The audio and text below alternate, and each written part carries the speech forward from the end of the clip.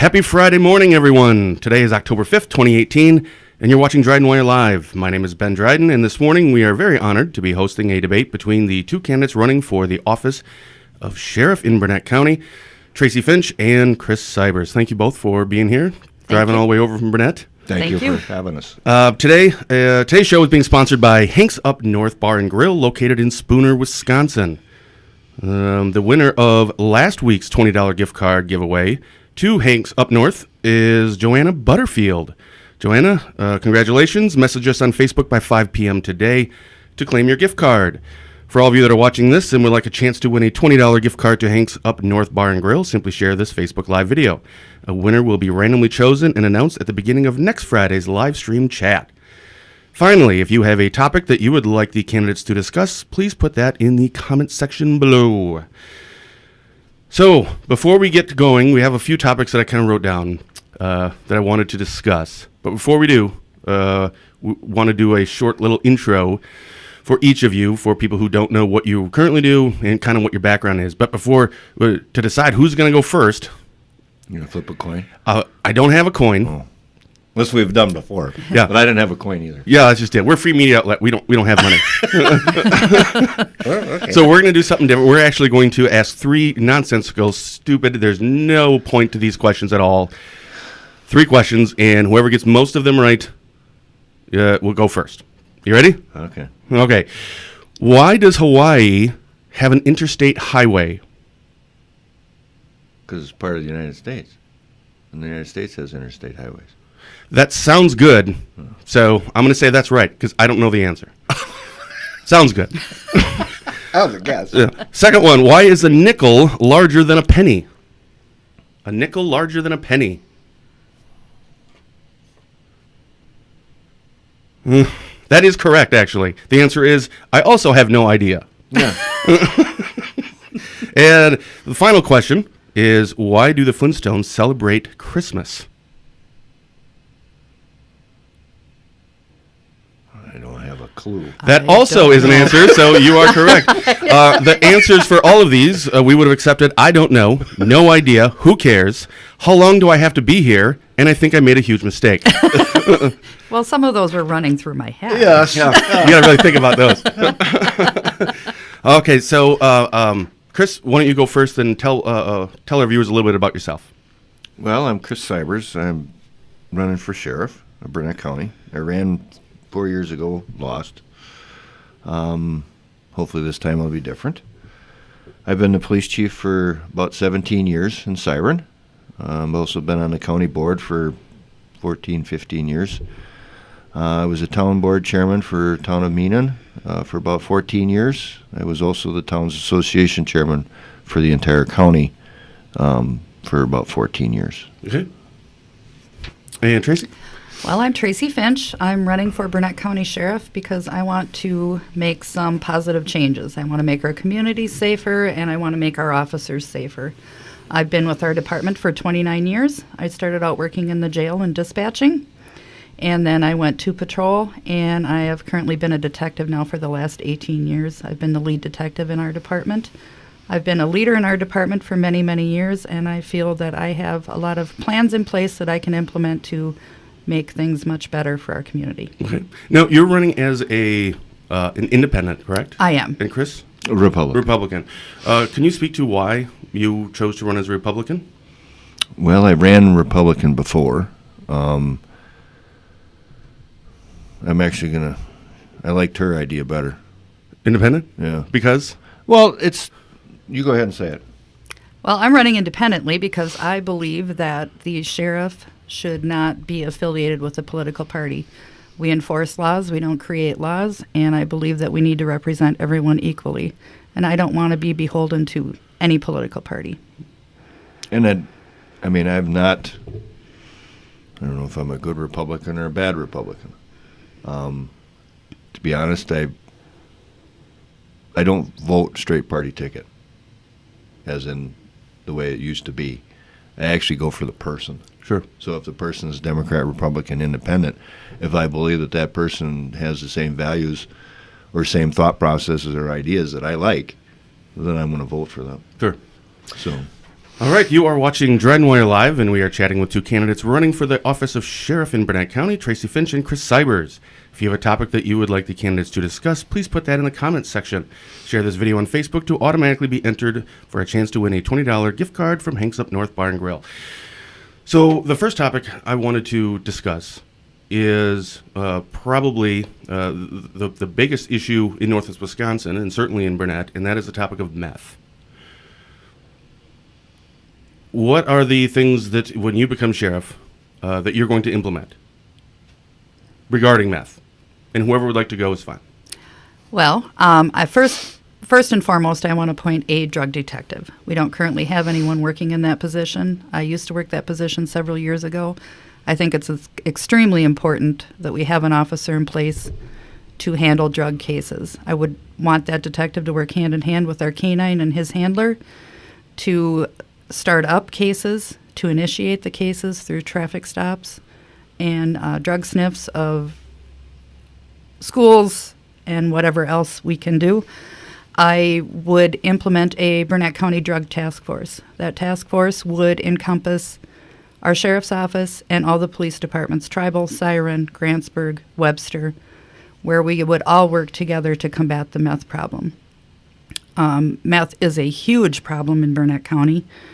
We are currently spending a lot of money that's fingering out from the meth problem. We're currently averaging 50-plus children placed in out-of-home placement every month, such as foster care, due to the methamphetamine and the drug problem. We have children as young as infants that are being exposed to methamphetamine through secondhand exposure from parents and other adults in the home. And it's costing Burnett County a lot of money. I think last month, August, it was $80-some thousand $84,000 that we are paying for out of home placement for children. We're currently losing $300,000 to $500,000 per year in property to property crimes, most of which is attributed to drugs and drug addicts that are stealing items to sell to support their habit. That's from burglaries and thefts into residences. It's a huge problem, and we need to get a handle on it quickly. In the past, I've worked very closely with the Department of Justice and with the federal agencies, the FBI, to work some large-scale drug cases, and we were able to get a lot of drug dealers locked up. A lot of them are in federal prison still at this time. We got 27 federal indictments. We had, they got over 150 years collectively in federal prison. And it was a lot of fun to work those cases. I want to bring those cases back where we can combat this problem and get these people put where they belong. Okay. Chris? We have the same ideas. I mean, everything she said is exactly correct. This is like the third or fourth time we've actually sat together and talked. We usually say ditto because it's the same ideas, same processes. There is nothing that I would probably do any differently. The only thing I think that's hurt us in the last few years is our sheriff's department has not been fully staffed, either in the jail, on the road. They've been running from call to call. That gives the bad guys more opportunity because there's not enough of us to go around as it is. And if you're now short-staffed, your guys are just completely going nuts. And they're not getting anything, well, they're getting stuff done, but they're not being proactive. As Tracy said, traffic stops. When actually 4 years ago, we did a traffic traffic enforcement for seatbelts. The Tribe, the Grantsburg PD, and Siren PD, we did that for an entire summer. Out of that, we ended up arresting 43 people just for drugs, just off a simple traffic stop for a seatbelt. That is not being done anymore in our county because we're not accepting those grants. So we could certainly do that. That pays for the guys' overtime to do it, or part-time hours for officers to come in and do it, which is something we don't have any part-time officers anymore, which we confined in the budget. If you can get a grant, there's plenty of opportunity to get that done. And we got so many drugs off the street just from that simple traffic stop of a seatbelt. Mm-hmm. And I think we need to go back to just doing the little things will produce into a bigger case, which will then put a lot more of them in prison. Staffing actually was one of the topics I wanted to make sure that we discussed. So on that, why doesn't Burnett, I should say, why are they so short-staffed now? We are currently down 3 deputies. We're having problems getting people applying, quite honestly, which is a problem throughout the whole state and throughout the nation. People just don't want to go into law enforcement anymore. I think some of that is attributed to national media coverage that seems to be somewhat anti-law enforcement. Our local media is very pro-law enforcement. Our local communities support law enforcement immensely. Mm-hmm. But national media coverage is not helping us out. Young people just don't seem to have an interest in law enforcement anymore. So this isn't an issue of not having the funding available. No. You just don't have anyone that's applying. We Right. have 3 positions open right now that are funded Yeah. that we're having difficulty getting people to apply. We had 2 positions open, 8 months ago? 8 people applied. Mm-hmm. 8. I mean, because I'm on the county board and we go through WITC and they report to us once a year, and we do a lot of our training through WITC in Rice Lake. Mm. They used to kick out 40 kids every quarter for law enforcement. They're down to 12. So as a sheriff, when you're elected, what do you do? I would go to the schools and actively recruit these younger people. Unfortunately, the pay isn't real high. Law enforcement is not a career to get rich in. But Burnett County does have a lot to offer. We have a lot of the recreational, the fishing, the hunting. It's a good place to put roots down and raise families. We have excellent schools. And I think we need to go to these schools and start selling that to people. I also would actively try and go to other departments and see if there's anyone there that would be interested in leaving their department and coming to ours. Call it poaching or whatever you want to call we'll say it. Borrowing. We've done that before. I think most people have at some point. Mm-hmm. I mean, if we could find the right type of people that actually like the North Woods, I mean, we've got it. We've got everything you want up here. Washburn, Burnett, Polk. Mm-hmm. If you like the North Woods, this is a place to raise a family, as Tracy said, Sure. because we do have 3 good school districts in our county. We got rivers. We got really good fishing. If you like fishing and hunting, this is the place to live. Mm. So speaking of schools, what is your stance on the hardening of schools? hardening as in safety-wise or hardening of the students? Not the students. Well, Not I the mean, actual the physical attitude. structure of No, the building. the attitude of the students is actually changed. That would be whichever one you would like to answer. I was specifically asking about the safety. Well, I believe both myself and my sergeant are certified to train in Alice. We have 2 of the school districts trained in Alice. We're trying to get the 3rd one to go along with it. Alice is a different idea or philosophy than the old lockdown. Stay in your room, we'll be safe. Mm. The training is, if you actually ever went through the training, it's very dramatically different. I mean, you can't stand in one spot and expect not to be hit. So running, moving, making noise, you can't hit as many as you would if you just sat in a room. Mm-hmm. And that's the theory behind, some of the theory behind Alice. Mm-hmm. All of the schools finally now have got locked doors. And they actually lock the doors during the day.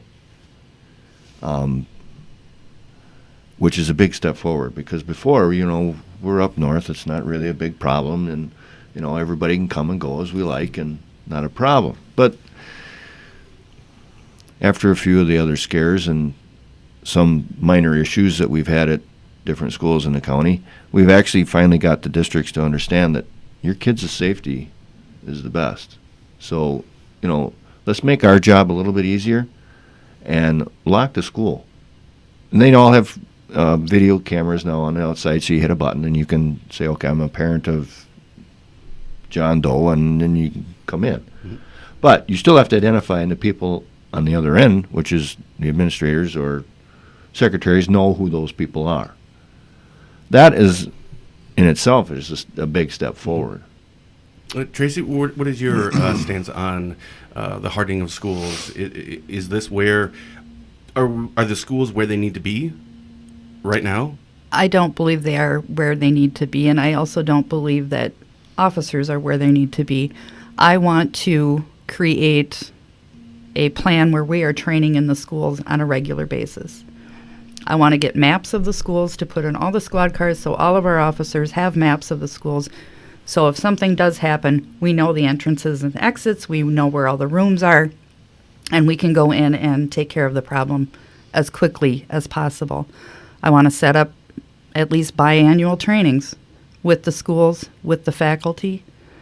I also have already talked to the school counselors, several of them, about having meetings with them regularly, at least bi-monthly, to talk about the kids.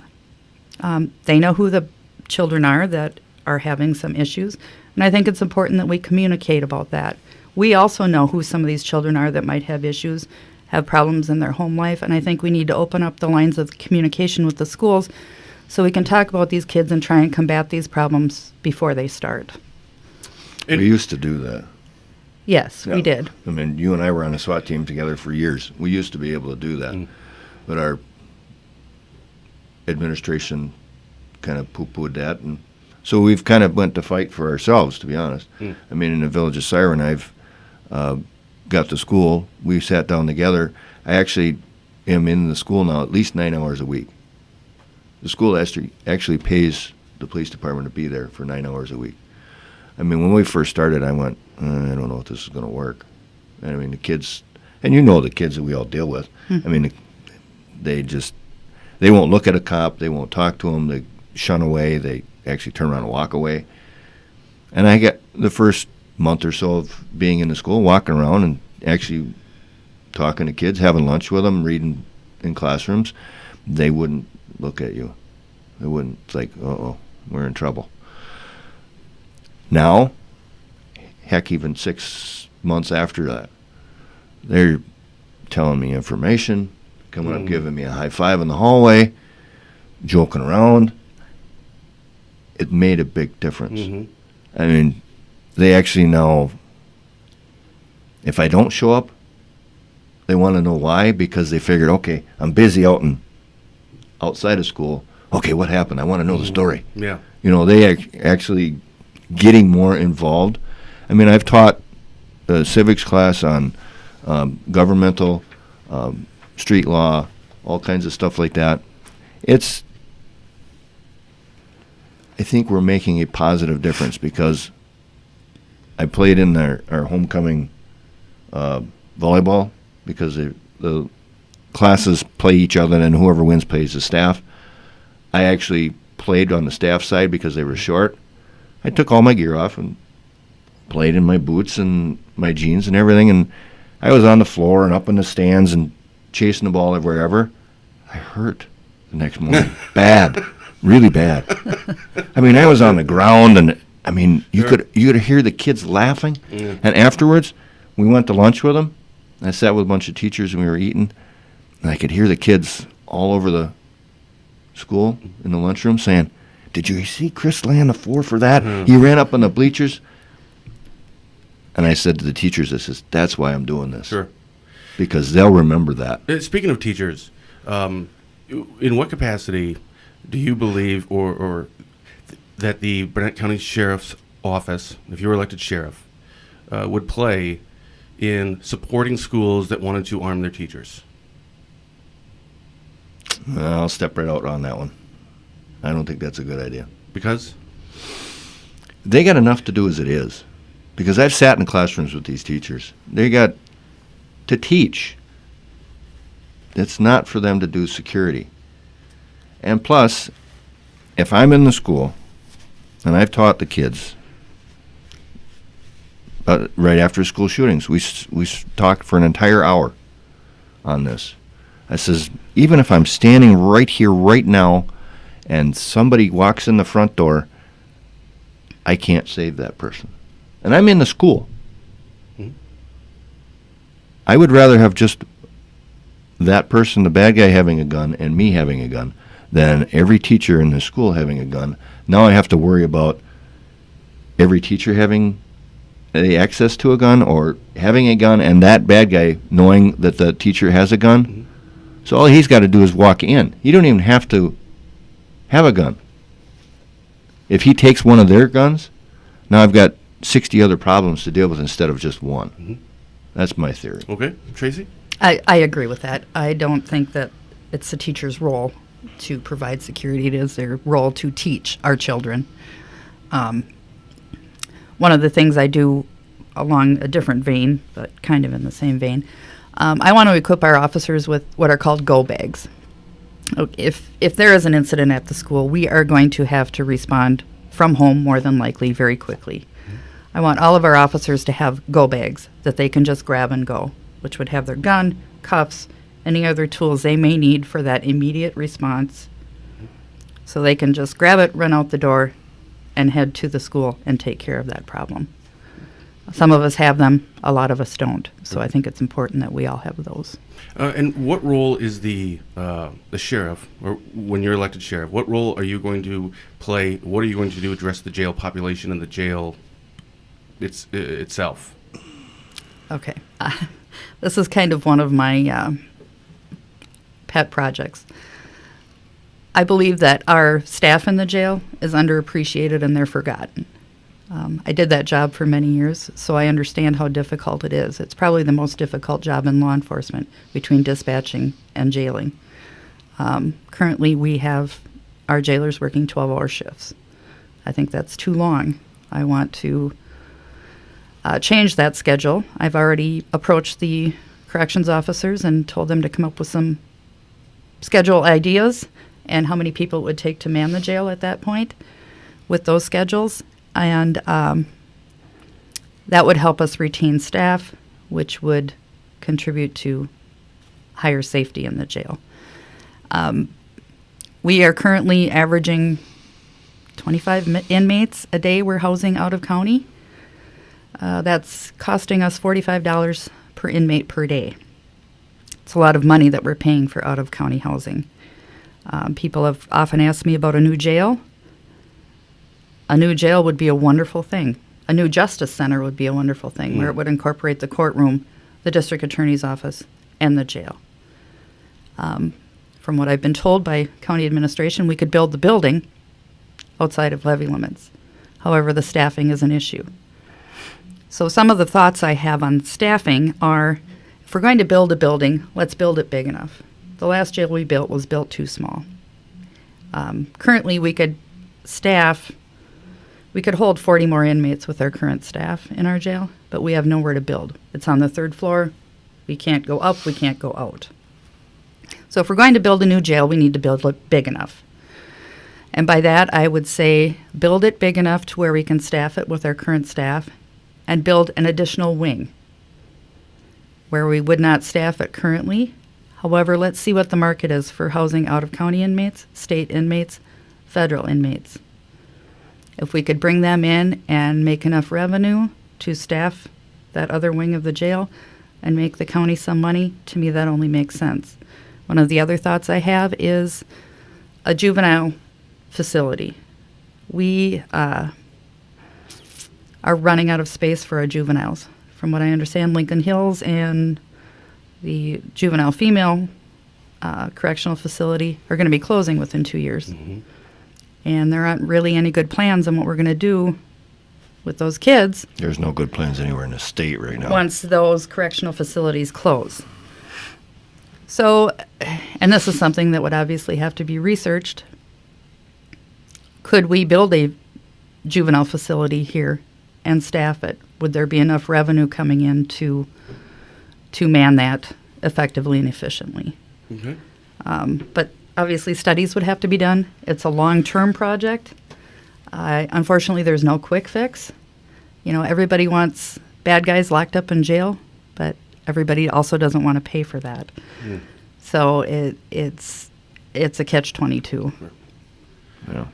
And I was just at Wisconsin Counties Association here in La Crosse here 3 weeks ago when we talked about the juvenile detention for over an hour and a half of their plan. They don't know where they're putting them yet. They don't know where the buildings are going to be. They don't know a lot of anything yet. Okay. They've come out with some paperwork and some plans, but they're trying to get counties to buy in on it, but nobody's buying in on it. Why? Money. Strictly money. Sure. Tracy, you had just brought up that you believe that people want everyone, bad guys in jail, except when it seems to come to pot. As a sheriff, I thought he was going to ask tough questions. It's still not legal, but it may be at some point. As sheriff, how will you address the situation of marijuana? Well, marijuana is still illegal in Wisconsin. Our focus would obviously be more on methamphetamine and heroin and any other harder drugs. But if we are made aware of situations where there is marijuana being sold, grown, possessed, we will certainly address those issues. Okay. Yeah.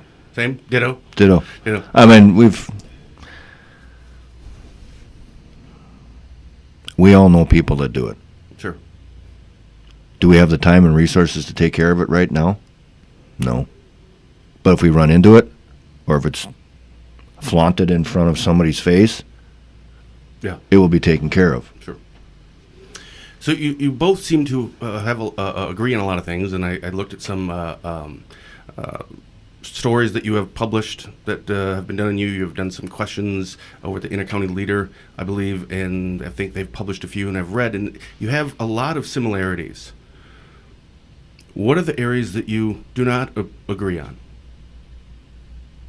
I don't know if we don't agree on anything, to be honest. I think the only thing and people have asked this at every place we've ever talked together at, what is the difference between Tracy and I? We went to recruit school together back in 91. We've been in law enforcement the same amount of years.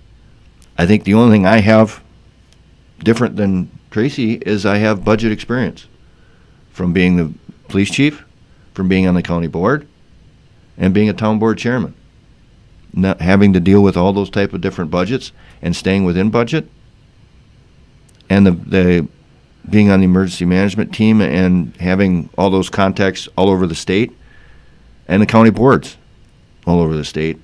I think that's about the only thing I differ from you. Right. And, I bring the experience of the jail, working in the jail, working with dispatch. I've already been in contact with a lot of the fire departments and the EMS folks on what we can do to improve our dispatching situation. What they would like to see and how we can improve things and streamline things with them. I also believe that working in the jail gives you an insight into the criminal mind and how they think and why they do what they do. I also have more criminal investigation experience. I've worked a lot more major cases, a lot more homicides and child abuse and a lot of the grittier crimes, and I think that gives you a better insight into a lot of things. My experience in the criminal investigation world has taught me how to look at things from both sides. When I'm investigating a case, I always try and take a look at it from the defense's point of view, and that makes you realize, okay, what are the holes in my case and what can I do to plug those holes to try and make my case stronger. And I think that just makes you a better leader all the way around by trying to see things from both sides. So Vincent just asked a question about leadership style. How would you define your leadership style? Just want you to go first. Well, I won't make my officers do anything I already haven't done or willing to do. I'm going to stand right there and help them no matter what. I'm not going to sit in the office as much as some people might think I do. I'm actually a working police chief. I've just handled 10 cases in one day on Tuesday. I heard about that. It was completely nuts. So if there's an open shift or is there guys hollering for help or if they're backed up on cases or calls for service, there's no reason why administration can not get out from behind the desk and actually help the guys on the street. That's what we're here for. We're here as a sheriff or a chief deputy to actually support the officers that are doing their job. That, to me, is what we're supposed to be doing, not sitting behind a desk and thinking, okay, they're fine out there. Well, they're not fine. They're running around chicken with their head cut off. They need help. Well, what's a different body to help them do something? And we don't have only a couple people working in a shift. You know that. Tracy knows that. And we only have a couple people working in a village. And there's only 3 villages. So that extra body means a lot. And if it's me sitting behind the sheriff's desk saying, I'm going to always have my radio on. I'm going to wear my vest, my gun, my entire belt. I'm not sitting there not doing anything. Mm-hmm. I can't sit behind a desk all day long. Sure. Tracy, how would you describe your leadership style? My leadership style would also be I would be backing our guys and gals up on calls if they needed it. I also believe in open communication. We need to openly communicate with our officers. We need to openly communicate with the public and with our county board and the county administrator. I think that's very important. Having those lines of communication, I believe that being transparent to the county board and the public is important. We are public servants, and I believe that the public has a right to know what we do and why we do it. Obviously, personnel issues cannot be aired publicly, and details of ongoing criminal investigations cannot be aired publicly. However, I believe that communicating with the public is a very important thing. I plan on attending several meetings, any public meetings, fire association, EMS meetings, any of those sorts of things, town board meetings, towns association meetings, so we can communicate what's going on with our department. As far as leading our officers, there again, it's open communication. One of the things I intend to do is meeting with all of them individually when and if I'm elected to find out what their goals are, what they want to do, and what we can do to make the department better. I will also listen to complaints as long as they have some sort of solution in mind when they bring that complaint. Some of the things I'd like to do is get our officers to specialize in something. I believe we have a lot of very qualified, very smart officers who have a lot of great abilities that are not being tapped at this point. I would like each of them to pick some sort of specialty, and we can get them trained up in that, so we have our own little group of experts when something comes up. Some examples of what those would be. Such as arson investigation. Currently, if we get an arson, we have to call a fire marshal. Sometimes their response time is 2 hours or more. Yeah, there's only 2 of us in the entire county that are arson investigated, myself and one of my officers. Mm-hmm. We're the only 2 in the entire county.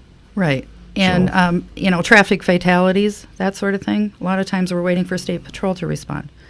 Sometimes we're fortunate and it's an hour because they're coming from Spooner, and sometimes they're coming from Eau Claire or farther. Okay, well, when you're on the scene of a fatal traffic crash, you don't want to be standing there for 3 or 4 hours waiting for your expert to come in. Yeah. Those are just some of the areas. Also, I currently work the child abuse investigations. I do forensic interviews of children. I believe I have one detective that backs me up. He does an excellent job at it. I'd like to have one other detective that would also be his backup if I'm elected. Mm-hmm. So those are some of the areas. Okay. So I've asked, we've talked about a few of the things that, after I had spoken with several people in Burnett, had kind of stated these are some big issues. What are some of the other issues that you would address, that you feel need to be addressed immediately that we haven't talked about? Staffing. That we haven't talked about. I understand that, but it's still, it all at least to me, it all reverts back to that because we're not taking care of our issues because we're so short-staffed. Mm-hmm. Some of the things I want to do is obviously levy limits are in place, so we're not able to add any additional staff. Right. So I want to do more with less. We have a lot of really good officers. Let's tap into their abilities. Let's get things moving forward again. There's a lot of things that can be done that aren't going to cost any more money. Correct. As far as dispatching goes, I have some thoughts on how we could get a dispatch coordinator where that person could be the quality control for dispatch. We have Captain Schmidt, who does an excellent job managing the jail. I think that dispatch could use a little help. And if we had some more quality control, we could bring that up to a higher level as well. I have talked to someone who recently retired who would be willing to come in and do some dispatch training. Mm-hmm. She was an excellent dispatcher when we had her.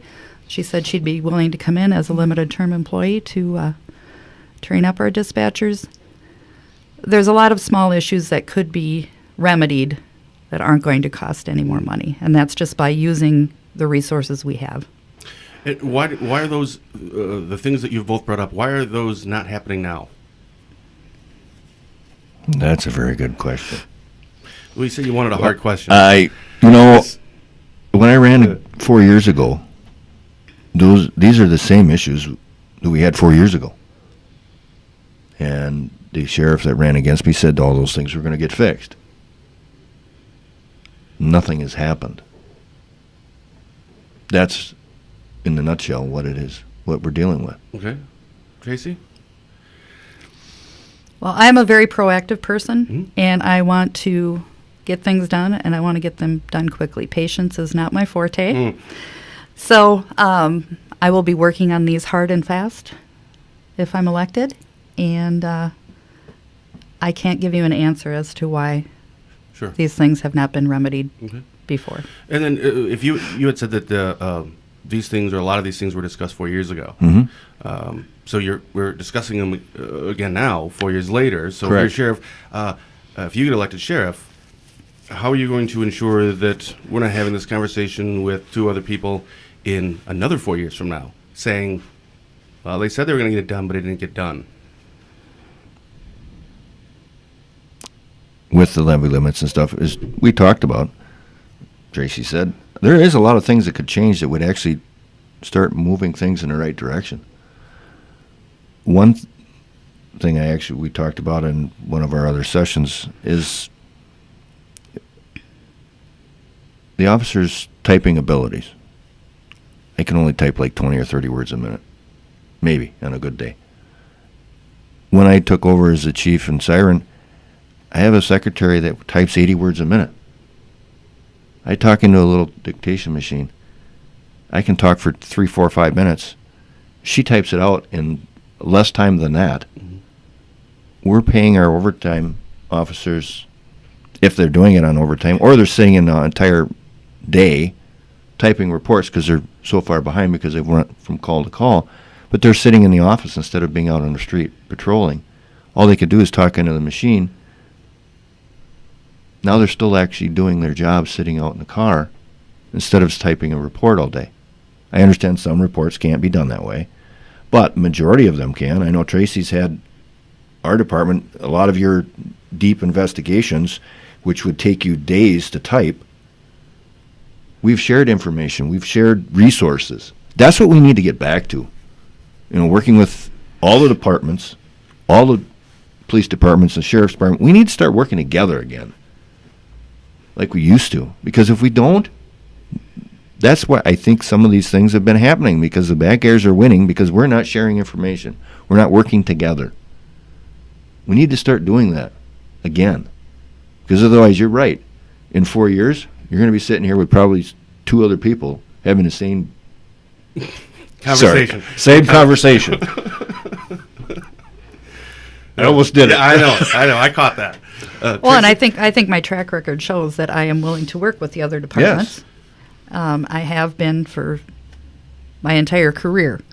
So I don't see why there would be any issue getting this done rather quickly.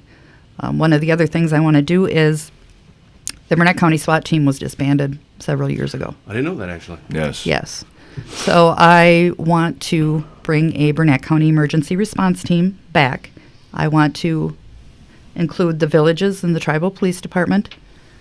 And I want us to train together and share resources and use our own people to take care of our own problems.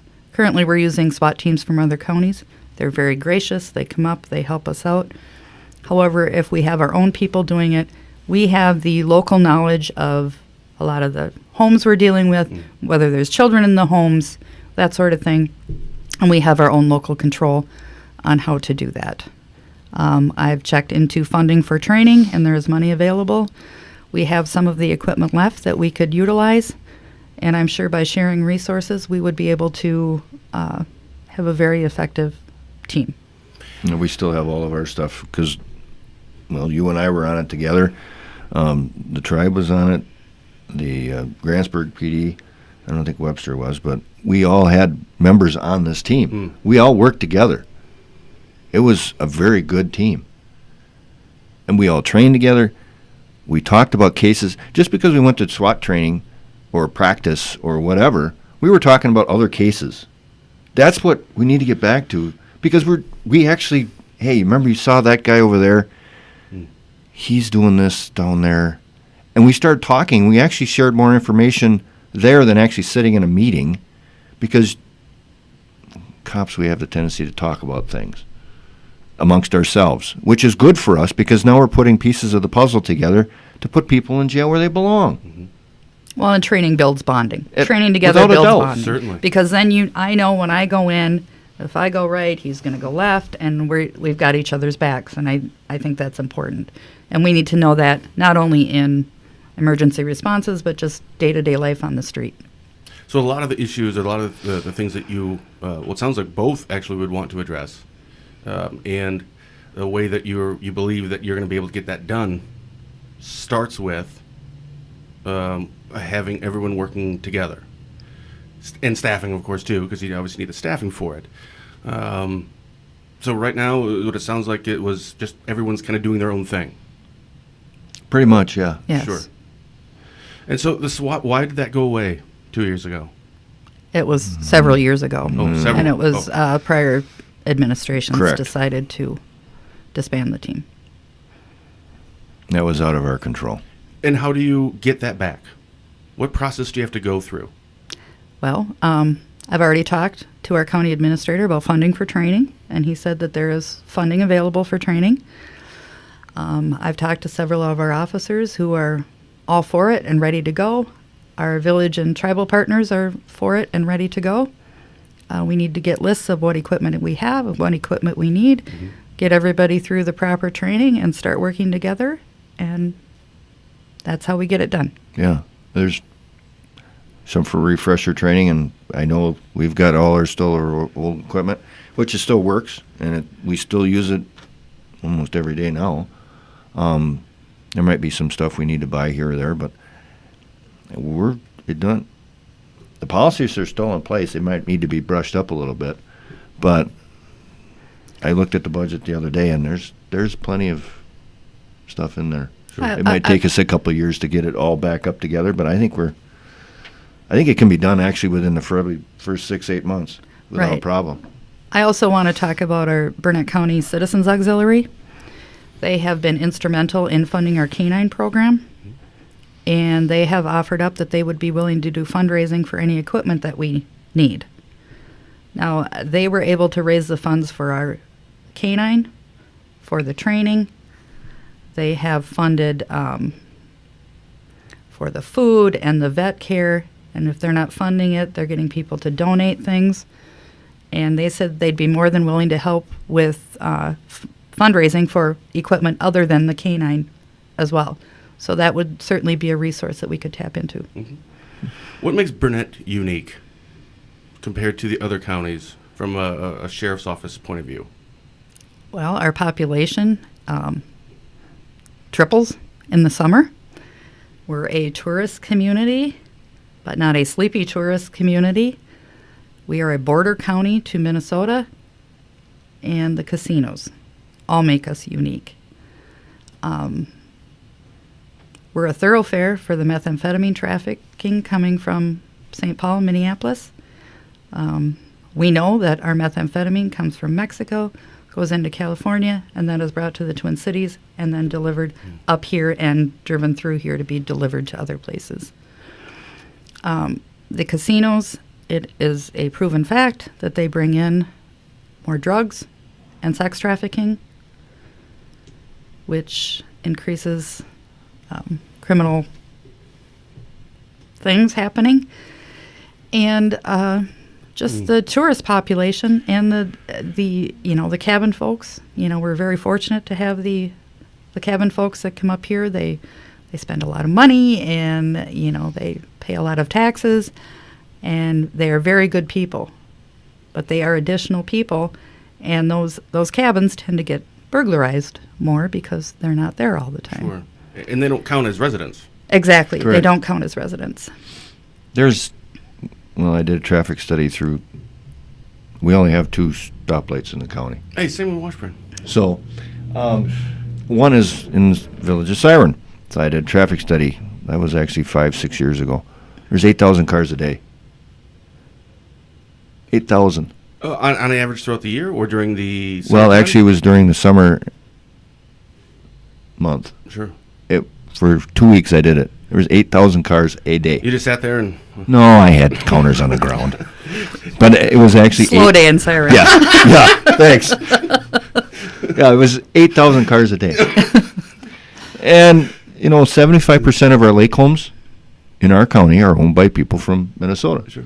It's only an hour and 45 minutes from the cities. They leave their work at 5. They're here by 9 o'clock. And that's a regular commute in the cities anyway. Yeah. So, we triple size almost every weekend. If you were fully staffed now with what you currently have funding available for, is that enough to address all the issues, all of your concerns? I think it probably is for now, but I think we should be looking forward and not back. That, adding another officer in a year or so is probably a prudent idea to be doing. Unless we can get a handle on the meth problem and stuff, which I don't see happening anytime soon, because it's just not a countywide. Washburn County's got it, Polk County. This isn't actually a statewide problem. Actually, it's a countrywide problem. From all the meetings I've been going to in the state, southern part of the state's got heroin. We don't yet. It's around a little bit here and there. I disagree. We do have heroin. Well, we do. You guys disagree on But, something. but I don't know if it's as big a problem as our meth. It's not, but the heroin is, people are overdosing and dying from heroin. That is true. We've had 4 in the last 2 years. Yes. But now we've also found out there's another different drug coming out, which is meth with... I didn't see it. I read the email, but I forgot it. They're coming out with something new with fentanyl and meth Oy. and a little bit of heroin. Just, They're mixing. They're mixing all 3 things now. Mm-hmm. So, but it hasn't hit this area yet Sure. that I know of. But you believe that heroin is actually starting to be a thing here, or has been for a while? It has been for probably 3 years. Why do you think that doesn't really get discussed much? That's literally the first time I've heard that. I don't know. Because methamphetamine is more prevalent. Sure. There are more people using methamphetamine. However, the heroin is killing people. Yeah. We've, had the misfortune to work several overdose cases, some involving death. And a lot of our younger people are using it, not realizing how potent it is. And they're dying. Especially with the carfentanil mixed in with the heroin. Mm-hmm. If they don't have enough tolerance built up to opioids, it will kill them immediately. The opioid problem has been huge for many, many years. The prescription pills has been a problem. We had a couple doctors that, in my opinion, were overprescribing opioids. And I did some work with the feds on one of them, and we were able to restrict that doctor's prescribing habits. Took away his privileges. For a period of time. That doctor now has those privileges back. But it's been, the opioid problem has been huge for a long time.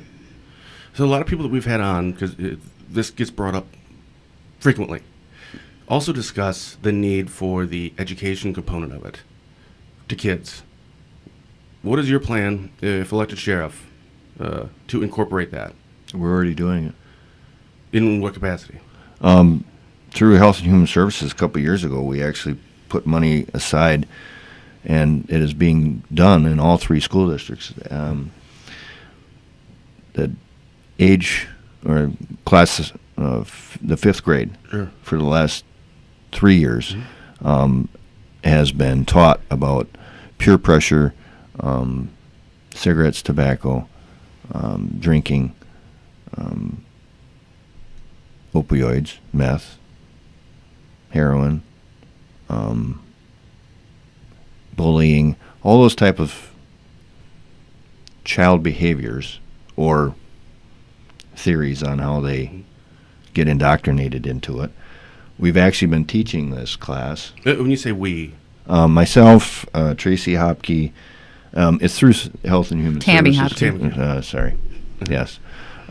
Through Health and Human Services. Okay.